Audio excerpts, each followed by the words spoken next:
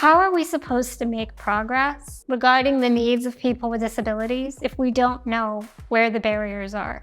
Mapping Our Cities for All is an ongoing research initiative to shed light on how accessible cities are everywhere.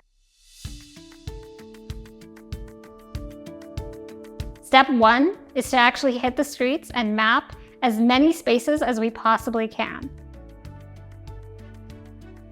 I think mapping is very important. It allows people to know ahead of time if the location they're going to will be accessible or not. Look something up online and say, is this how it looks? Okay, well, I'm able to go there then. Or wheelchairs can't get in this place because of so-and-so. Well, okay, obviously I'm not going to even try to go there because, it's not accessible. We went into restaurants, we went into stores, hotels, parks, public spaces, community centers, any single space that public was able to access, we were there. And we were taking note of how accessible the spaces are. This is the AccessNow app. As you can see, there are a lot of ratings across this map that a lot of them I did myself. It opened right to my profile, so I mapped 1,022 places in Ottawa. So we've clicked on the place that we want to add a review for, and now we can scroll through the tags. Did they have automatic doors? Did they have elevators, braille? A whole series of accessibility features. And then you can add a review. Usually I would take that area and write any notes that I thought were important for anyone who might be visiting. And then you can also add photos. We mapped 3 cities in Canada, Ottawa, Calgary, and Vancouver, entirely for the downtown cores. We literally mapped every single place, over 14,000 locations across Canada. Step 2 was to analyze the data. We looked at all of the information across the 3 cities that we mapped to start to analyze what did we see and what can we learn about the accessibility today that can shed light on where we need to invest further resources and attention for the future. We know that there is a disability data desert in Canada. And it's dry. But we also know that these crowdsourcing projects are beginning to green the desert. So we've inventoried hundreds of thousands of open data catalogs across Canada.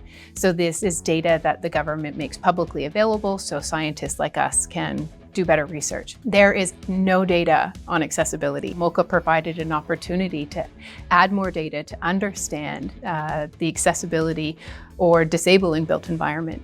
If we're going to inform how standards are developed that protect the rights of people with disabilities, we need to understand how accessible our communities are today.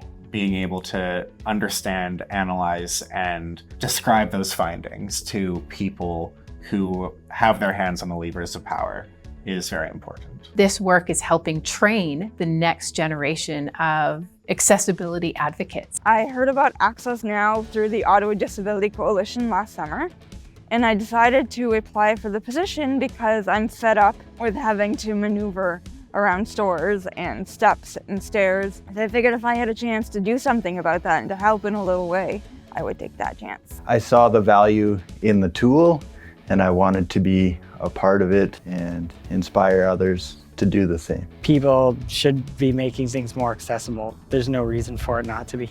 MOCA is a great opportunity for me to see how I can educate others, how I can advocate for others on their behalf. It isn't that difficult to change the environment a little more.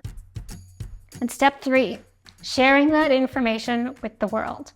Now that we've understood what we've mapped, we start to have real significant findings on how accessible people are experiencing their cities to be, and what are some of the key takeaways to making sure that we remove barriers in the future so that people can access their cities with greater independence and ease. That's the importance of this tool, is putting the information out there. Kind of gives me that reassurance. This app will be a very, very helpful thing for a lot of people. I am so excited for people to finally see what we have been working on. We learned so much about what accessibility means for people with disabilities in their own communities across Canada.